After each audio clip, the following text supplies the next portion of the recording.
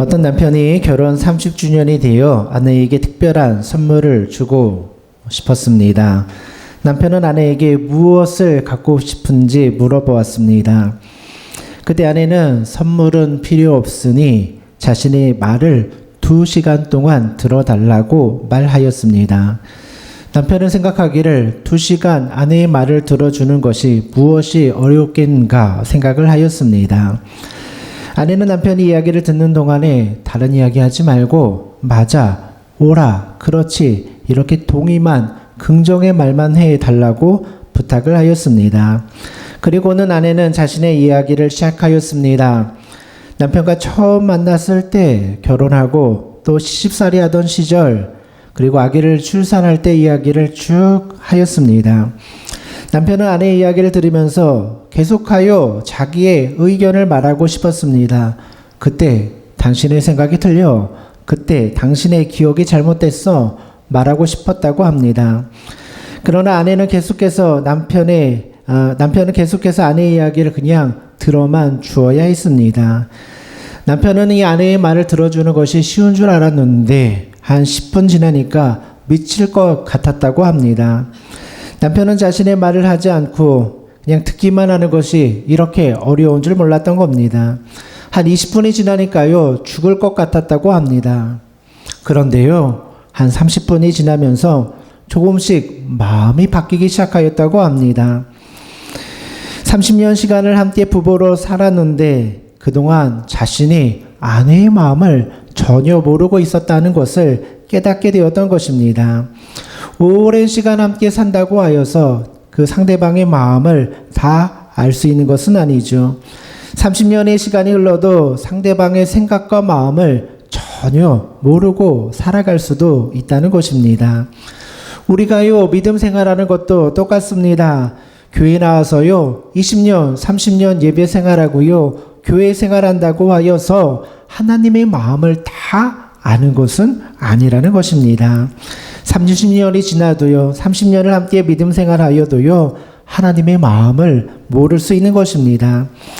또 하나님께서 원하시는 방향과 전혀 다른 길을 걸어가고 있을 수도 있는 것이죠.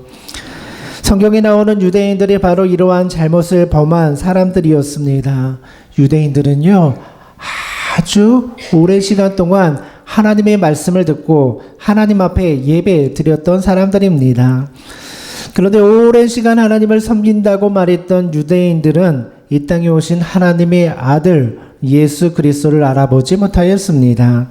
그들은 자신의 손으로 예수 그리스도를 십자가에 못 박아 죽게 만들었던 것이죠.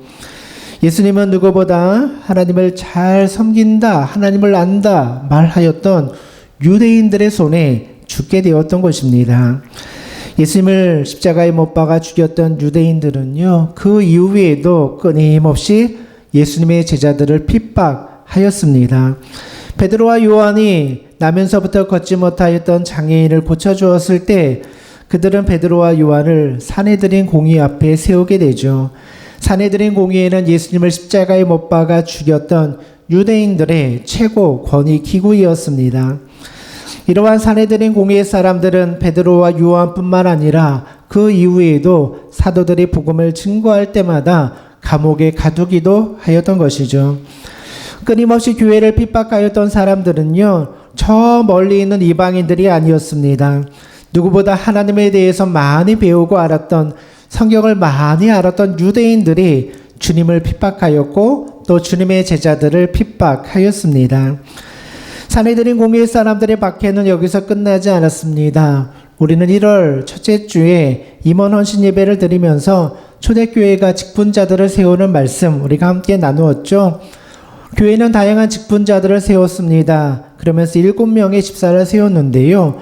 그 중에 한 명이 오늘 본문에 나오는 스데반 집사였습니다. 이 스데반 집사는요, 특별히 가르치는 은사가 있는 사람이었습니다. 하나님의 말씀을 깨닫고 그 말씀을 설교하는, 가르치는 은사가 있는 사람이었죠. 스데반 집사가 많은 사람들에게 예수 그리스도의 복음을 증거하고 변화가 나타나니까 이번에도 이 산헤드린 공의회 사람들이 이 스데반 집사를 잡아들이게 되었습니다. 사내들인 공회의 사람들이 스데반 집사를 잡아들인 이유는 이 스데반 집사가 성전을 모독했다라는 죄목을 들어서 잡아들이게 됩니다. 사내들인 사람들이요, 예수님을 잡아 죽였던, 십자가에 달려 죽게 하였던 죄목도, 이 죄의 이유도 바로 성전 모독이었습니다. 그리고 또 스데반 집사를 잡아들일 때도요, 똑같은 죄목, 성전을 모독했다라는 죄를 가지고 스데반 집사를 잡아들이게 됩니다. 사내들인 공회 사람들이 예수님과 스데반 집사가 성전 모독을 말했다라는 것은요, 그들이요, 성전에 대해서 잘못 이해하고 잘못 알고 있었기 때문입니다. 하나님께서는요, 이 땅에 성전을 주실 때 성전, 보이는 건물은요, 하나의 상징으로 주신 것입니다. 성전에서 하나님을 예배하고 만나는 것처럼 이 세상 어디에서도 하나님 예배할 수 있고 하나님을 만날 수 있음을 가르쳐주고 있는 것이죠. 그래서 예수님께서는요, 성도, 예수님을 믿는 사람들이 바로 성전이다. 우리가 바로 거룩한 성전이 된다. 이렇게 가르쳐 주었죠. 그러니까 지금 여러분들이 바로 성전이라는 거예요. 이게 예수님이 가르쳐 주신 성전의 모습이라는 겁니다. 그런데 유대인들은요, 성전에 대해서 잘못된 생각을 가지고 있었습니다. 그들은요, 오로지 예루살렘에 있는 예루살렘 성전만이 거룩한 장소라고 생각하였던 것입니다. 오직 하나님을 만나기 위해서는 예루살렘 성전에 모여야지 이곳만이 거룩한 곳이니 이곳만이 하나님을 만날 수 있는 장소라고 생각하였던 겁니다. 그러니까 예루살렘 성전을요, 절대적인 장소로 만들었고 또 우상과 같은 장소로 그들은 생각하고 있었던 거예요. 그러니까 교회 건물이요, 하나의 상징으로 하나님께서 주셨는데 유대인들은 이것을 절대시하였고요, 건물이 마치 우상처럼 생각하는 잘못을 범했다는 겁니다. 많은 유대인들이 이처럼 성전을 절대시하고요, 우상시했던 것은요, 한 가지 이유가 있었습니다. 당시에는 수많은 유대인들과 이방인들이요, 예루살렘 성전을 이렇게 순례하는 자들이 많이 있었습니다. 오늘날에도 예루살렘은 많은 사람들이 가는 성지 순례 장소이죠. 전 세계 사람들이 예루살렘으로 모여서 성지 순례를 합니다. 수많은 사람들이 순례하는 예루살렘 성전 주변에는요, 자연스럽게 물건을 사고 파는 상인들이 많이 들어서게 되었습니다. 장사꾼들이 들어선 것이죠. 그러니 유대인들에게 있어서요, 이 성전은 하나의 돈벌이 수단이 된 겁니다. 성전에 들어오는 많은 사람들에게 장사하고 그들에게 돈을 바꿔주면서 이윤을 남기게 되었던 거죠. 만약에 예루살렘 성전이요, 절대적인 장소가 아니라 어디서든지 하나님을 예배할 수 있다라고 말한다면 그들은 더 이상 이 상권을 유지할 수 없는 겁니다. 사람들이 예루살렘 성전에 모여들지 않으면 장사도 안 되고 그들은 돈을 벌 수도 없는 것이죠. 예수님도 이러한 악한 유대인들의 마음들을 잘 아셨어요. 그래서요, 복음서에 보면 예수님이 채찍을 들고 이 성전에 가서 장사꾼들을 뒤엎고 그들을 쫓아내는 장면이 복음서에 나오죠. 그 이유가 바로 여기에 있었던 겁니다. 당시 유대인들은요, 겉으로 하나님을 섬기고 성전을 섬기는 것처럼 보였지만 사실은 성전을 이용해서 장사하고요, 돈벌이하고 자기의 욕심을 채우고 있었던 겁니다. 이처럼 유대인들은 오랜 역사를 통해서 하나님을 섬긴다 말하였지만 하나님의 성전에 대해서 바른 이해를 하고 있지 않았던 것입니다. 오늘날에도 이와 같은 문제는 그대로 이어지고 있습니다. 진짜 교회, 진짜 성전은 하나님을 섬기는 성도들의 모임, 우리가 바로 성전이라고 말씀하여 주었습니다. 그런데 여전히 눈에 보이는 성전, 건물에 집착하며 살아가는 사람들이 많이 있습니다. 좋은 건물을 짓고요, 큰 건물을 짓는 것이 큰 믿음을 소유하는 것이라고 생각하고 자랑하는 사람들이 많이 있습니다. 물론 좋은 건물을 짓고요, 큰 성전을 짓는 것도 좋은 일입니다. 그러나 진짜 교회의 본질, 성전의 본질을 잃어버려서는 안 된다는 것입니다. 오늘 읽은 본문의 말씀을 보면 이 사내들인 공의 앞에 잡혀간 스데반 집사가 자신을 변론하는 장면이 나옵니다. 그러니까 오늘 읽은 본문의 말씀은요, 스데반 집사가 사내들인 공회 앞에서 내가 잘못하지 않았다, 하나님이 이렇게 말씀하고 계시다, 이것을 변론하는 말씀의 마지막 부분의 말씀이죠. 스데반 집사는 성령이 충만하여서요, 사내들인 공회 앞에 담대하게 말하는데요, 그 분량이 굉장히 길어요. 쭉 읽어보면 1절부터의 말씀을 보면 굉장히 분량이 길게 되어 있습니다. 베드로가 설교했던 내용보다요, 스데반 설교의 분량이 더 긴 것 같아요. 스데반 집사는 말씀으로 충만한 사람이었기 때문에 하나님의 말씀을 쭉 나열하면서 이 하나님의 성전에 대해서 설명하고 있는 거예요. 그러니까 우리가 다 살펴볼 시간이 없어서 마지막 9절 말씀만을 오늘 우리가 읽게 되었습니다. 우리가 읽은 본문의 말씀이 바로 스데반 집사의 마지막 설교의 부분인데요. 이 말씀을 보면 스데반 집사가 생각하는 성전이 무엇인지, 하나님께서 우리에게 말씀하여 주시는 성전이 무엇인지에 대하여 잘 가르쳐주는 말씀이 나옵니다. 오늘 47절의 말씀을 보면 이렇게 기록하고 있습니다. 솔로몬이 그를 위하여 집을 지었느니라. 이 짧은 9절의 말씀이죠. 그러니까 예루살렘 성전이 처음에 어떻게 지어졌는지를 설명하고 있는 거예요. 이스라엘의 역사를 다 설명하고요, 마지막에 솔로몬이 성전을 지었다, 이렇게 마무리하는데요, 이스라엘의 역사를 설명하여 주고 있는 거예요. 그러니까 하나님께서 이스라엘을 선택하시고 출애굽을 시켜주시고 가나안을 정복하게 하여 주신 이유는 바로 성전을 짓게 하기 위함이라는 거예요. 성전 지어서 뭐를 가르쳐 주는 겁니까? 하나님을 예배하는 방법을 가르쳐 주는 거예요. 그런데 그 다음에 중요한 말씀이 나옵니다. 하나님이 이렇게 역사를 통하여 우리를 가나안에 정복시켜 주시고 성전을 짓게 하여 주었는데 그 다음 48절에 이렇게 기록합니다.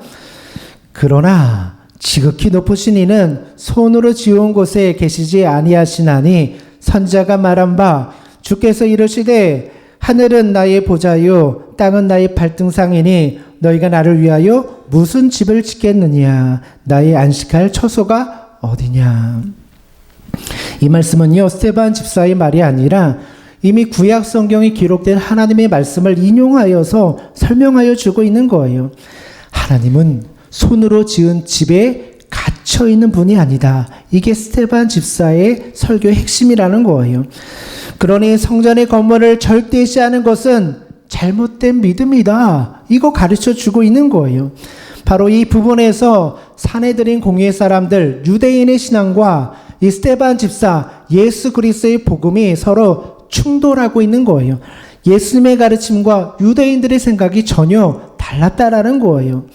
사내들인 공회 사람들은 성전 어떻게 생각했습니까? 이 건물을 중요시하고요, 건물을 우상시하고 있었던 거예요. 눈에 보이는 건물을 중요하게 생각했던 거예요. 그러나 사도들과 스데반 집사는 하나님의 성전은 하나님이 그 성전 안에 갇혀 있을 수 없다라는 구약 성경의 말씀을 인용하면서 교회는 건물이 아니라 성도다라는 것을 보여주고 있는 겁니다. 우리 이 두 부류의 사람이 충돌하는, 전혀 다른 신앙의 모습으로 충돌하는 모습을 보면서 과연 나의 신앙과 믿음은 어느 쪽에 서 있는가를 우리가 한번 돌아보아야 한다는 겁니다. 눈에 보이는 것을 위하여 건물을 바라보면서 그것이 나의 믿음이다 생각하는 유대인들의 신앙에 서 있는가, 사내들인 공회 사람들의 신앙에 서 있는가, 아니면 하나님의 말씀대로 교회는 눈에 보이는 건물이 아니라 성도다, 성도들의 믿음이다 말하는 예수 그리스도의 복음의 편에 서 있는가, 우리 믿음을 잘 점검해 보아야 한다는 거예요. 사람들은요, 연약하기 때문에 눈에 보이는 것에 영향을 받는 것이 쉽습니다. 일단 그냥 사람들은 다 눈에 보이는 게 전부다 생각하며 살아가게 되어 있어요.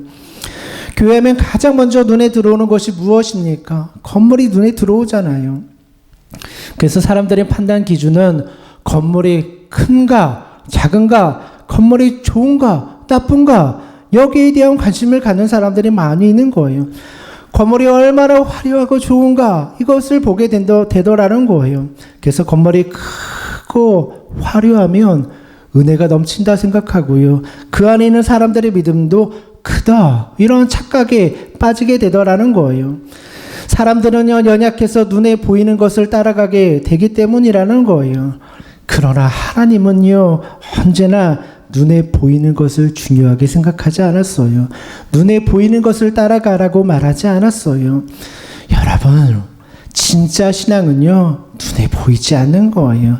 눈에 보이지 않는 것을 위해서 예수님이 이 땅에 오셨고요, 십자가에 죽으신 거예요. 오늘 여러분들은 교회하면 무엇을 떠올립니까? 교회하면요, 무엇을 자랑하고 싶습니까? 여러분, 교회하면요, 우리의 신앙을 드러내는 것이 무엇이라고 생각하십니까? 사실 진짜는요, 눈에 보이지 않는 거예요. 믿음이 자라고 성숙하는 거, 사람이 변화되는 거, 사람 안에 성령이 들어가서 충만하게 되는 거, 다 눈에 보이지 않는 거예요. 그러나 가만히 하나님의 시각으로 바라보면요, 믿음이 자라는 성도들이 보이게 되어 있어요. 1년, 2년 믿음 생활하는 모습을 보면요, 믿음이 없던 사람이 믿음이 자라나는 모습이 보여요. 사람이 변화되는 역사가 나타나는 것이 눈에 보여요. 여러분들, 교회의 자랑은요, 사람들이 변화되는 게 교회의 자랑이에요. 우리 성체교회의 자랑은요, 성체교회에 속한 믿음의 성도님들이요, 믿음이 자라고 변화되는 게 우리의 자랑이라는 거예요. 이렇게 변화된 사람들이 많이 모여있는 공동체를요, 주님은 칭찬해 주시는 거예요. 그러니까 교회의 본질이라는 것은 겉모습을 바꾸는 게 아니라 그 안에 속한 사람들이 변화되고 믿음이 자라는 것, 이게 바로 교회의 자랑이라는 거예요. 사내들인 공의 사람들은요, 믿음이 없는 사람이었어요. 그들은요, 권력을 가지고요, 하나님의 말씀을 많이 배우고요, 또 말씀을 자랑하는 사람들이었지만 그들 안에는 믿음이 없었어요. 그러니 눈이 어두워서요, 예수 그리스도를 십자가에 못 박아 죽이는 죄를 범하게 되었죠. 그들의 눈에는요, 한 영혼이 변화되는 거 보이지 않았어요. 관심이 없는 거예요. 눈에 보이는 저 예루살렘 성전, 그것만 중요하게 생각한 거예요. 그 안에서 믿음 생활하면서 변화되고 예수님 만나고 관심이 없는 거예요. 그러니 헛된 것에 에너지를 쏟아버리고 있죠. 성전 미문에 있다가 나면서부터 걷지 못하였던 장애인, 변화되어서 걷게 되는 장면을 우리 살펴보았잖아요. 베드로와 요한이 가면서 나에게 돈과 은은 없지만, 은과 금은 없지만 나사렛 주 예수 그리스도의 이름을 걸으라 했을 때 걷게 되었잖아요. 그때 이 나면서부터 걷지 못하였던 장애인은요, 걷게 되고요, 그 안에 성령이 들어가서 변화도 받게 되었어요. 놀라운 변화가 일어난 거예요. 그때 사내들인 공회 사람들이 뭐 했습니까? 그가 걷게 된 것 관심도 없었어요. 그가 예수님 만난 것 관심도 없었어요. 뭐만 관심 가졌습니까? 자신들의 위치가 위태롭게 되었다. 그래서 베드로와 요한을 잡아가지고 법정에 세우고 신문하는 장면 우리 함께 살펴봤잖아요. 사람이 고침받고 변화되고 영혼이 구원받는 거, 이게 바로 교회인데요, 사내들의 공회 사람들은 관심이 없는 거예요. 그게 눈에 보이지 않는 거예요. 예수님께서는 육신을 위해서 살지 말라, 영을 위해서 살아가라, 그렇게 말씀해 주었어요. 육신을 위해 살아가는 사람은 눈에 보이는 것 위해 살아가지만, 영을 위해서 살아가는 사람들은 눈에 보이지 않는 것을 위해서 살아가는 거예요. 여러분, 교회 가치는요, 눈에 보이는 것에 있는 것이 아니에요. 그 안에 속한 사람들이 정말 믿음으로 하나님의 말씀을 얼마나 붙잡고 살아가는가, 얼마나 믿음으로 변화되고 하나님을 섬기며 살아가는가, 거기서 좌우되는 거예요. 그래서 우리 성체교회 성도님들이요, 하나님 사랑하고 예배 잘 드리면 그게 저희 자부심이 되는 거예요. 여러분들의 믿음 생활 잘해가지고 변화되고요, 성령 충만하고요, 그 모습 보면 야, 우리 교회 성도들 대단해. 이게 우리 자랑이 되는 거예요. 건물이 중요한 게 아니에요. 보이는 게 중요하지 않아요. 그 안에 있는 성도들의 믿음이 중요해요. 그게 저와 여러분들의 자랑거리가 되는 거예요. 초대교회 모습 보십시오. 어디 건물이 있습니까? 그냥 맨바닥에 앉아가지고 말씀 전하고요. 그 유대인의 회당 들어가서 말씀 전하고요. 건물도 없었어요. 그런데 왜 초대교회가요, 모든 교회 원형이다, 본받고 싶은 모델이 됩니까? 그들 안에는 성령이 있고요, 복음이 있고요, 변화되는 역사가 나타나니까, 가서 복음 전하면요, 막 사람들이 변화되는 역사가 나타나니까 진짜 교회다, 이렇게 말하는 거예요. 많은 자들이 모이지도 않았어요. 그러나 그 안에 변화가 있으니까 우리가 추구해야 될 교회의 모습이 저기 있다, 이렇게 말하는 거예요. 오늘 여러분들의 신앙을 한번 돌아보십시오. 여러분들에게 있어서 자랑이 뭡니까? 우리 성체교회 하면 여러분 자랑이 뭡니까? 뭘 자랑하고 싶으세요? 여러분들에게 있어서 성체교회의 의미가 무엇입니까? 내 안에 변화가 일어나는 거, 내가 하나님 사랑하고 예배하는 거, 서로 공동체가 연합하고 하나 되는 거, 그 안에 교회가 있는 거예요. 그 안에 자랑이 있는 거예요. 그게 잘 되면 주님 오셨을 때, 이야, 우리 성체교회 성도들 칭찬받을 만하다, 인정받는 거예요. 그거면 되잖아요. 그거면 충분하잖아요. 어디 가서 뭐 다른 거 자랑할 게 뭐가 있겠어요. 우리들의 신앙과 믿음을 자랑하면 되잖아요. 교회는요, 눈에 보이지 않는 가치를 따라가야 돼요. 만약 오늘날 우리가요, 세상 사람들처럼 물량주의, 수량주의, 이거 바라보고 가면요, 그 주님께서 원하시는 모습 아니라는 거예요. 그러면요, 오늘 사내들인 공의의 사람들처럼 하나님을 섬긴다 말하지만 헛된 길에서 방황하는 인생 되는 거예요. 하나님 사랑한다 말하지만 예수 그리스도가 오셨을 때 그거 알아보지 못하고 그냥 십자가에 달려서 못 박아 죽이는 인생이 되더라는 거예요. 우리가 무엇을 따라가야 되는지 이 말씀을 통해서 배워야 되는 거예요. 우리가 사도행전의 말씀을 살펴보는 이유가 어디 있습니까? 교회의 본질이 무엇인가? 배우기 위함이에요. 교회의 본질은요, 영을 생각하는 것이고요, 보이지 않는 가치를 추구하는 거예요. 안 보이는 데서 변화되는 것, 그것을 보는 거예요.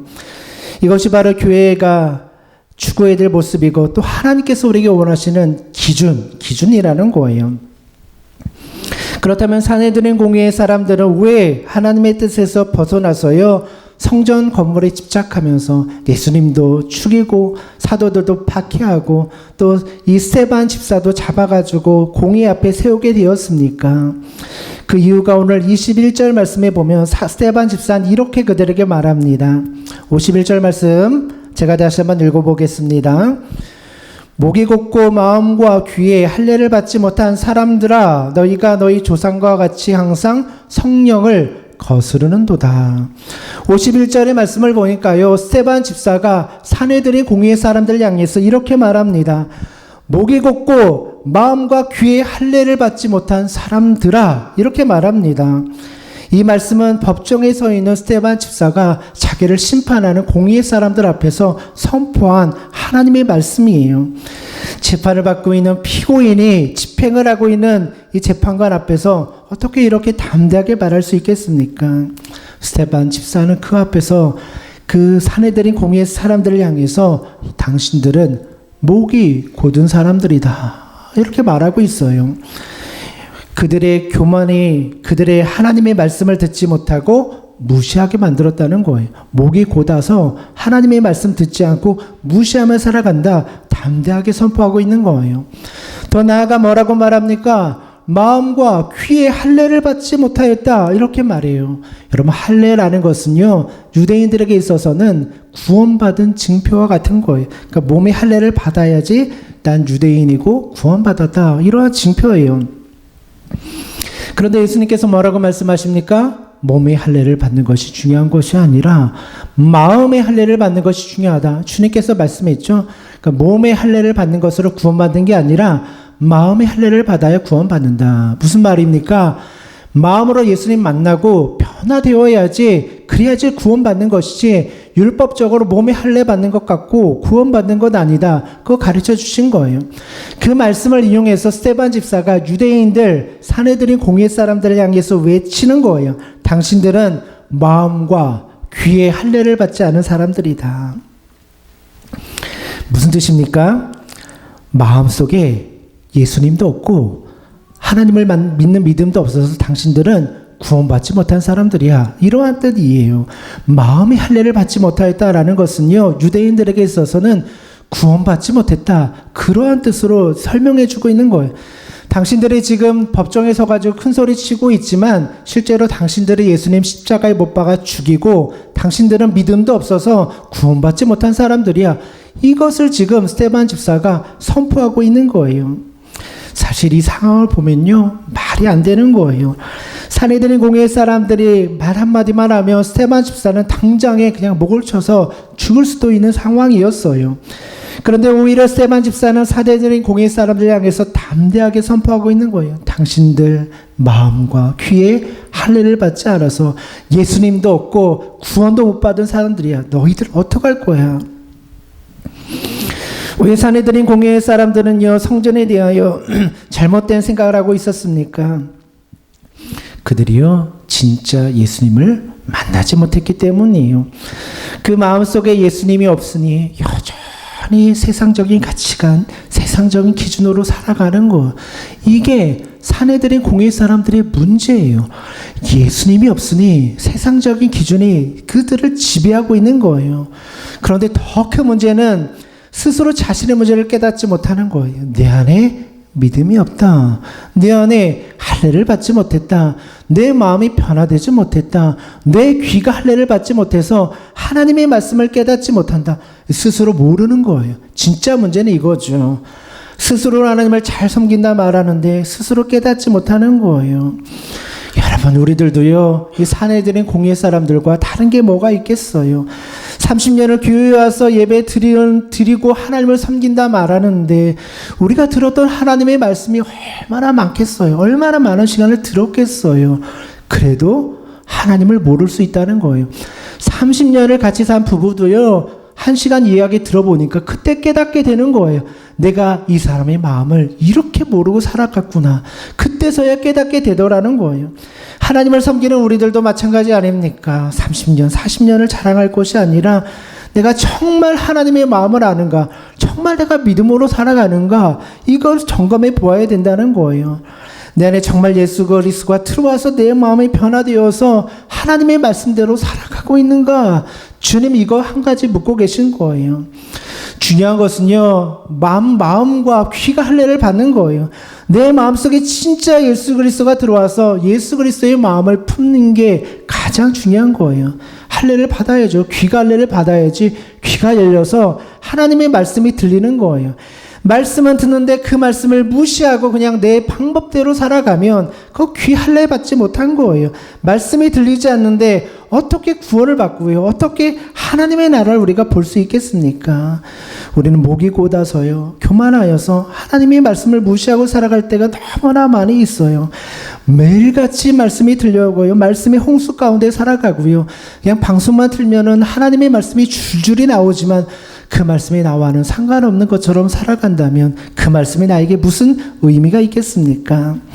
사내들인 공회의 사람들처럼 마치 하나님의 말씀을 다 아는 것처럼 목이 곧아서 뻣뻣하게 내가 하나님의 뜻을 다 아는 자야 라고 뻣뻣하게 살아갈 때 하나님께서 그들을 볼 때 뭐라고 말씀하시겠습니까? 스데반 집사는 여기서 멈추지 않고요, 사내들인 공회 사람들에게 한 걸음 더 나아가 이렇게 말해요. 후반절 말씀을 보세요. 너희도 너희 조상과 같이 항상 성령을 거스르는도다. 굉장히 무서운 말씀 아닙니까? 하나님을 가장 잘 안다고 말하는 사내들인 공회 사람들 앞에 스데반 집사가 말하는 거예요. 너희는 너희 조상들처럼 항상 하나님의 성령을 거스르는도다. 굉장히 무서운 말씀이에요. 마태복음 12장 32절의 말씀을 보면 주님이 이렇게 말씀하셨어요. 또 누구든지 말로 인자를 거역하면 사하심을 얻되. 그 인자가 누굽니까? 예수님을 거부하고 예수님을 박해하는 자들은 그래도 회개하면 구원받을 수 있대요. 그런데 그 다음 뭐라고 말하냐면 누구든지 말로 성령을 거역하면 이 세상과 오는 세상에서도 사하심을 얻을 자가 없다. 그렇게 말씀하고 계세요. 성령을 거역하면 그 죄는 사하심을 받을 수 없다. 이 주님의 말씀이에요. 그런데 오늘 사내들인 공회 사람들이요, 어떤 죄를 범하고 있습니까? 성령을 거스르는 죄를 범하고 있다는 거예요. 그러니 사내들인 공회 사람들은요, 이 세상에서 가장 심각한 죄를 범하고 있음을 지적하고 있는 거예요. 문제는 이러한 심각성을 스스로 알지 못하는 거예요. 왜 사내들인 공회 사람들은 자신이 이렇게 심각한 죄를 지으면서 스스로 깨닫지 못하고 있습니까? 스데반 설교의 말씀과 같이 마음과 귀에 할례를 받지 않았기 때문이라는 거예요. 마음이 변화된 적도 없고요, 귀가 할례를 받아서 하나님의 말씀을 들어본 적도 없으니 그들이 스스로 성령을 거스르고 있으며 성령의 방해꾼이 되고 있음에도 스스로의 죄를 깨닫지 못하고 있다. 이것이 스데반 설교의 요약이라는 거예요. 진짜 예수님을 만나고 변화받지 못하였기 때문에 그들은 스스로의 잘못을 알지 못하였어요. 하나님의 말씀을 들어도 찔림도 받지 않고 그들의 문제도 스스로 깨닫지 못하였던 겁니다. 정말 주님께서 우리에게 원하시는 것은요, 하나님의 말씀을 듣는 거예요. 귀의 할례를 받아서 말씀을 듣고요, 그 말씀으로 변화되는 것을 주님께서 원하고 계신 거예요. 말씀을 들으면요, 인생이 깨어져야 돼요. 생각이 박살나고요, 세상의 가치관이 무너지고요, 뒤집히는 역사가 나타나야 돼요. 그런데 우리는 어떻게 합니까? 말씀을 들으면서 그래, 그럴 수도 있겠지. 그러나 내 생각은 달라. 이 우리들의 태도 아니겠습니까? 하나님의 말씀이 들려오지만 그 말씀이 나랑은 상관없어. 무시하고 지나가는 것이 우리들의 태도 아닙니까? 말씀이 안 들리니까 변화도 나타나지 않는 거예요. 말씀을 듣지 않는 자들은 결국 오늘 사내들인 공의의 사람들과 같이 성령을 거스르는 죄를 범하게 되어 있어요. 말씀을 모르는데 어떻게 하나님 뜻대로 살아가겠어요? 말씀을 모르는데 어떻게 하나님의 이름을 영화롭게 하며 살아가겠어요? 귀는 닫고 내 생각과 가치관과 방식으로 살아가는데 어떻게 하나님께서 그 인생을 통하여 영광 받으시겠어요? 안 되는 거예요.